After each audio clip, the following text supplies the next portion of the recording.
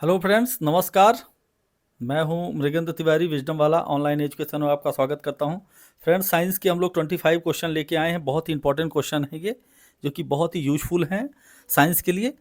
पहला प्रश्न हम लोग लाते हैं रेलवे ग्रुप डी के लिए। फर्स्ट क्वेश्चन है, सभी धातुओं में सबसे अधिक विद्युत चालकता किसमें होती है? यदि धातुओं की बात करते हैं तो धातुओं का जो गुण होता है वो पहला गुण है तन्यता का गुण, और ऊष्मा और तथा विद्युत की सुचालक होती हैं, और इसके बाद होता है उसमें आघात परधीनता का गुण। तो सभी धातु में सबसे विद्युत की चालक धातु कौन सी है बच्चों? फ्रेंड्स, तो चांदी है। और यदि बात करते हैं हम लोग, तन्यता का गुण सबसे ज़्यादा होता है सोने में होता है। नेक्स्ट सवाल है, सबसे ज़्यादा पाई जाने वाली धातु कौन सी है? एल्युमिनियम है आपके पास में। नेक्स्ट सवाल है, अगला सवाल है, पृथ्वी पर सबसे अधिक मात्रा में पाई जाने वाली धातु कौन सी है? लोहा, एल्युमिनियम, सोना और तांबा। तो राइट आंसर होगा आपके पास में एल्युमिनियम सबसे ज़्यादा अधिक मात्रा में पाई जाने वाली धातु है। नेक्स्ट, आप लोग कमेंट भी करते रहें फ्रेंड्स, ताकि हम ज़्यादा से ज़्यादा आपको सवाल करा सकें। समय आपका बिल्कुल भी लॉस नहीं होना चाहिए। एग्जाम बहुत ही जल्दी है, मई जून में एग्जाम होने वाले हैं फ्रेंड्स। नेक्स्ट सवाल करते हैं, मानव शरीर में लाल रक्त कणिकाओं का जीवन काल, आरबीसी का जीवन काल कितने दिन के लिए होता है? आरबीसी का जीवन काल 120 डे के लिए होता है। डब्ल्यूबीसी का जीवन काल 3 से 5 दिनों के लिए होता है। तो राइट आंसर है आपके पास ए, 120 दिन। नेक्स्ट सवाल की तरफ चलते हैं, वायुमंडल में ऑक्सीजन की मात्रा कितनी होती है? वायुमंडल में ऑक्सीजन की मात्रा कितनी होती है? तो आपके पास 21%, 78, 1, 40%। फ्रेंड्स, 78% मात्रा नाइट्रोजन की होती है, 21% ऑक्सीजन की होती है, 1% में वायुमंडल की सारी गैसें होती हैं। तीसरे नंबर पे यदि परसेंटेज की बात करते हैं, आर्गन सबसे ज़्यादा मात्रा में तीसरे नंबर पे पाई जाने वाली गैस है। तो राइट आंसर है आपके पास ऑक्सीजन 21%। नेक्स्ट सवाल चलते हम लोग, डायनामाइट का आविष्कार किसने किया? तो अल्फ्रेड नोबल ने किया। अल्फ्रेड नोबल की बात करते हैं तो अल्फ्रेड नोबल ने डायनामाइट का आविष्कार किया है। नेक्स्ट सवाल की चलते हैं हम लोग, पानी का रासायनिक सूत्र H2O, CO2 आपके पास कार्बन डाइऑक्साइड, O2 ऑक्सीजन का, NaCl नमक का होता है, सोडियम क्लोराइड का। नेक्स्ट सवाल की तरफ चलते हैं हम लोग, फास्ट करते हैं ताकि ज़्यादा से ज़्यादा क्वेश्चन कर सके फ्रेंड्स। सौरमंडल में सबसे बड़ा ग्रह कौन सा है? सौरमंडल में सबसे बड़ा ग्रह बृहस्पति है।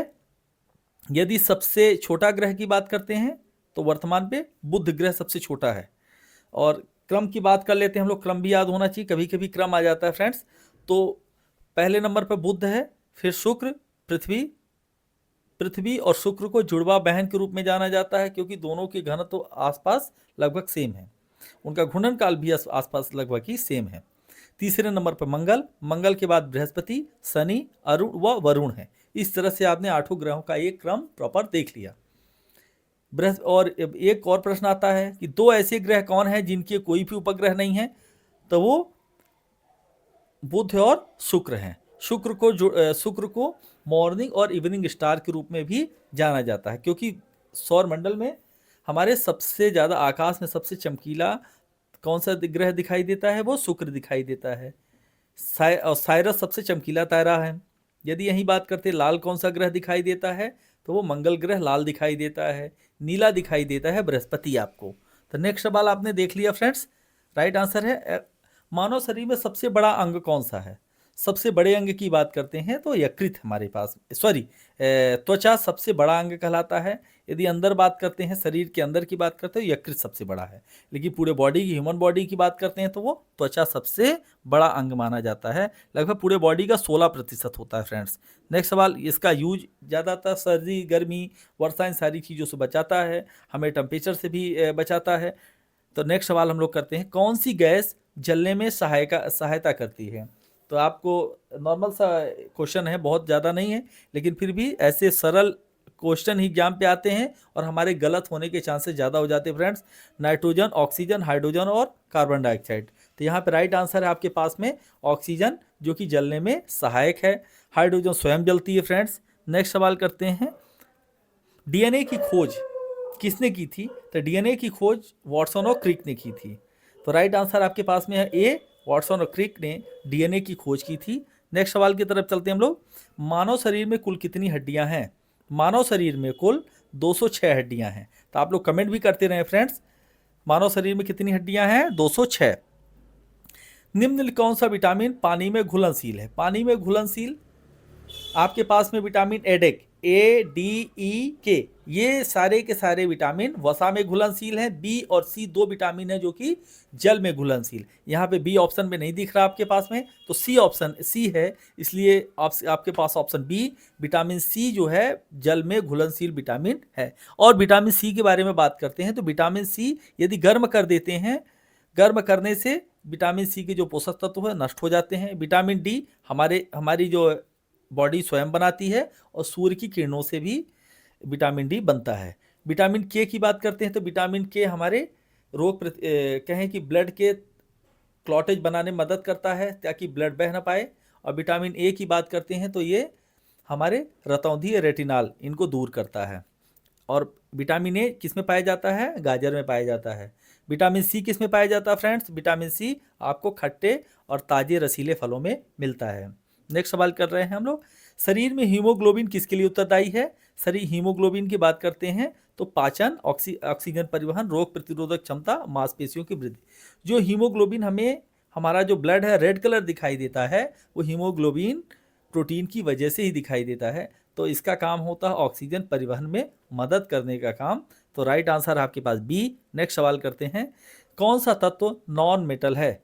नॉन मेटल की बात करते हैं तो यहाँ पे आपको सल्फर नॉन मेटल तत्व दिखाई देता है, बाकी जितने भी हैं सभी मेटल जो है मेटल तत्व कहलाते हैं। सिलिकॉन को अर्धचालक के रूप में कहला जाता है। जो आपके मोबाइल में चिप मिलती है, जितने भी आज इलेक्ट्रॉनिक आइटम गैजेट देख रहे हैं वो सभी सिलिकॉन से ही कहीं ना कहीं चलते हैं। यदि सिलिकॉन चिप हटा दें तो सारे के सारे जो मोबाइल हैं वो डिस्ट्रॉय हो जाएंगे, डिस्टर्ब, सिर्फ एक खोखला हो जाएगा। नेक्स्ट सवाल करते हैं, ओजोन परत का मुख्य किस गैस, ओजोन परत किससे बनी होती है? तो फ्रेंड्स ओजोन परत में ओजोन इसका मुख्य भाग होता है। नेक्स्ट सवाल करते हैं, ओजोन O3 ऑक्सीजन के जब 3 अणु आपस में मिलते हैं तो O3 बनता है। यदि O की बात करते हैं तो वह नवजात ऑक्सीजन कहलाता है। O2 ऑक्सीजन होता है। CO2 कार्बन डाइऑक्साइड कहलाता है। बच्चों, निम्नलिखित कौन सा अम्ल कार की बैटरी में यूज किया जाता है? कार की बैटरियों में तनु सल्फ्यूरिक एसिड की बात करते हैं, तनु H2SO4 का यूज हम कार की बैटरियों में करते हैं। नेक्स्ट सवाल है आपके पास में, कौन सा ग्रह अपनी धुरी पर सबसे तेजी से घूमता है? सबसे तेजी में बृहस्पति घूमता है, 10 घंटे में अपनी धुरी पूरी कंप्लीट कर लेता है। और 88 दिन में कौन करता? बुध करता है। तो नेक्स्ट सवाल है, रेडियोधर्मिता की खोज किसने की थी? रेडियोधर्मिता की खोज की बात करते हैं तो मैडम क्यूरी ने किया था।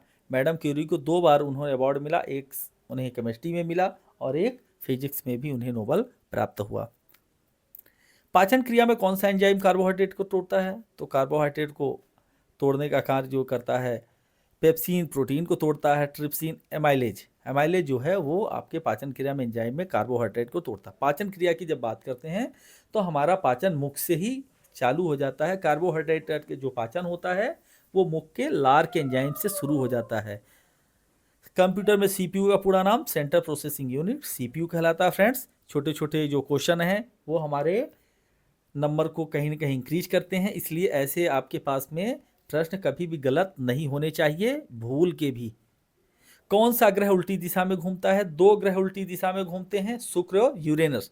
शुक्र और यूरेनस राइट आंसर है आपके पास में। नेक्स्ट सवाल चलते हैं फ्रेंड्स, बायोलॉजी में DNA का पूरा नाम डाईऑक्सी राइबोज न्यूक्लिक एसिड होता है, तो राइट आंसर ए है आपके पास में। फ्रेंड्स, नेक्स्ट आपके पास चलते हैं, रक्तचाप नापने का यंत्र। बैरोमीटर का यूज दाब के लिए किया जाता है, हाइड्रोमीटर का यूज आर्द्रता नापने के लिए किया जाता है, इस स्फेग्नोमीटर का यूज हम लोग रक्तचाप में यूज में करते हैं। आपने अक्सर डॉक्टरों को देखा होगा, पायरोमीटर का यूज अत्यधिक जो टेम्परेचर होता है लगभग 4000 डिग्री 3000 डिग्री ऐसे हाई डिग्री टेम्परेचर नापने के लिए किया जाता है। तो आपके पास में है मानव शरीर में हड्डियों को जोड़ने वाले ऊतक को क्या कहते हैं फ्रेंड्स? तो हड्डियों को जोड़ने वाले ऊतक को लिगामेंट कहते हैं। राइट आंसर आपके पास ए है। नेक्स्ट सवाल चलते हैं, कौन सा गैस गुब्बारे में भरने के लिए हल्का प्रयोगी है? जो हल्का आइटम होगा उसे भरेंगे ताकि वो आसानी से ऊपर की ओर उड़ सके। तो यहाँ पे आपके पास राइट आंसर है फ्रेंड्स हीलियम है। हीलियम को हम लोग, क्योंकि हाइड्रोजन जलनशील होता है और ऑक्सीजन ऑलरेडी क्योंकि जलने में सहायक होता है तो ऑक्सीजन का यूज करेंगे नहीं, नाइट्रोजन का यूज भी नहीं करेंगे। तो राइट आंसर आपके पास में हीलियम है। हीलियम को गुब्बारों में भी भरा जाता है फ्रेंड्स। और बात करते हैं गुब्बारा और जो हमारे वायुयान के जो टायर होते हैं उनमें भी हीलियम का उपयोग किया जाता है। तो नेक्स्ट आपके पास में सवाल है फ्रेंड्स, इस तरह से हम चाहते हैं आप लोग हमारे चैनल को लाइक करिए, सब्सक्राइब करिए, शेयर करिए फ्रेंड्स। धन्यवाद, थैंक यू, जय हिंद, जय भारत फ्रेंड्स, नमस्कार।